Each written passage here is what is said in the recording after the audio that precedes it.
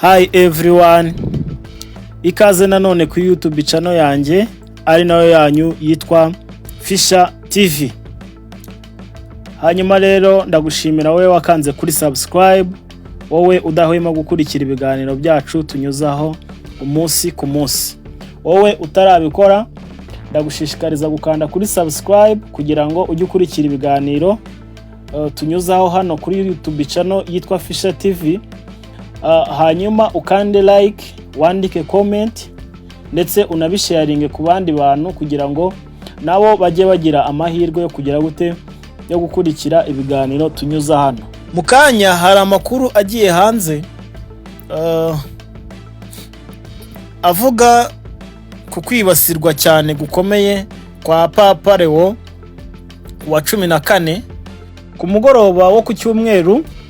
Perezida Donald Trump yanenze cyane yivuye inyuma Papa Leo wa 14. Ibyo yabikoze yamagana imyumvire ye, yamagana uko abyumva ku ntambara ya Iran. Yamunenze yivuye inyuma rero anenga Papa Leo wa 14, avuga ko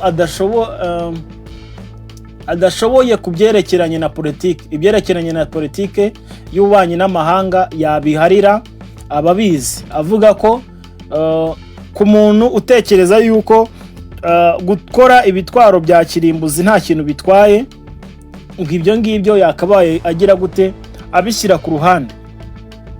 Yagize ati aho yaganiraga n'itangazamakuru, yagize ati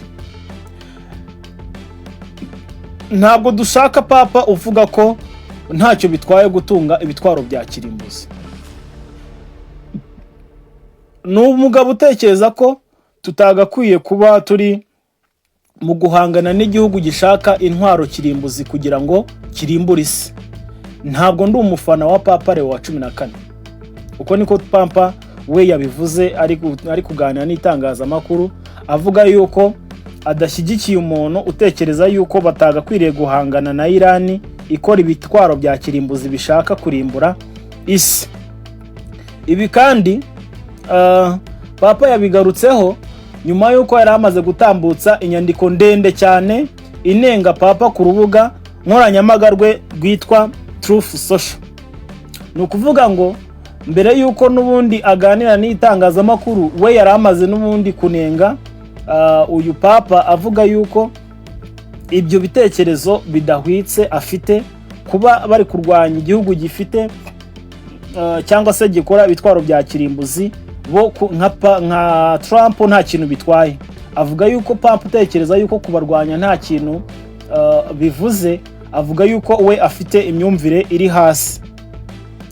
Uyu Papa kandi yakomeje avuga ko adashaka Papa utekereza yuko kuba Iran yagira intwaro kirimbuzi ngo nta kintu bitwaye, ngo bidakwiye ngo kuba Amerika yajya muri ibyo biganiro, muri izo ntambara, cyangwa se ngo bibe nyine ari ibintu bisanzwe. Hanyuma uyu Papa kandi yongeye anenga Papa we yanenze perezida wa Leta Zunze Ubumwe za Amerika, agira ati ibyo bintu ntago bikwiriye kuba muri bikora. Mwagakwiriye kwicara hasi mugakurikirana ibindi bintu byagakwiriye guteza Amerika imbere. Nuko Trump nawe yakomeje mu nyandiko yavuze ngo Papa Leo wa 14 kuba atari ku rutonde rw'abashoboraga kuba Papa mushya. Nuvuga ngo we ntago yari akwiye kuba ku rutonde rw'abantu bashobora kuba Papa mushya.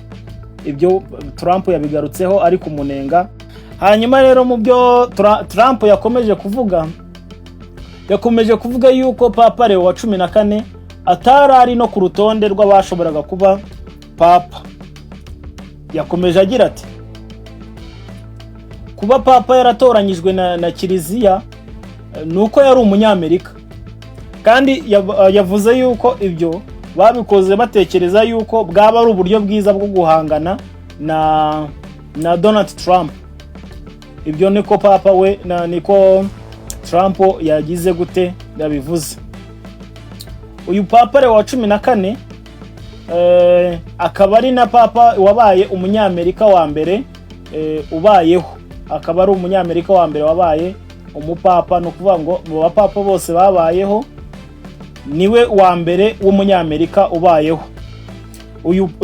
Uyu papa akomeje kugenda yumvikana cyane kubiri kubera ku ntambara iri guhanganisha Israel na Iran ndetse na Amerika, avuga yuko Amerika ubundi yagakwiriye kwicara hasi igahangana n'ibibazo byayo, ikareka kujya muri izi ntambara.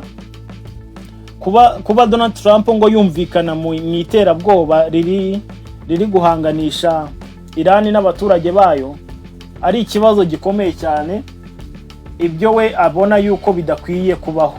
Komeze ukurikire ino YouTube channel yanjye nayo yanyu, komeze tubane, ndakomeza mbahe izindi updates zitandukanye ziza kuba ziri kuba, ndaza kuzibagezaho. Ciao.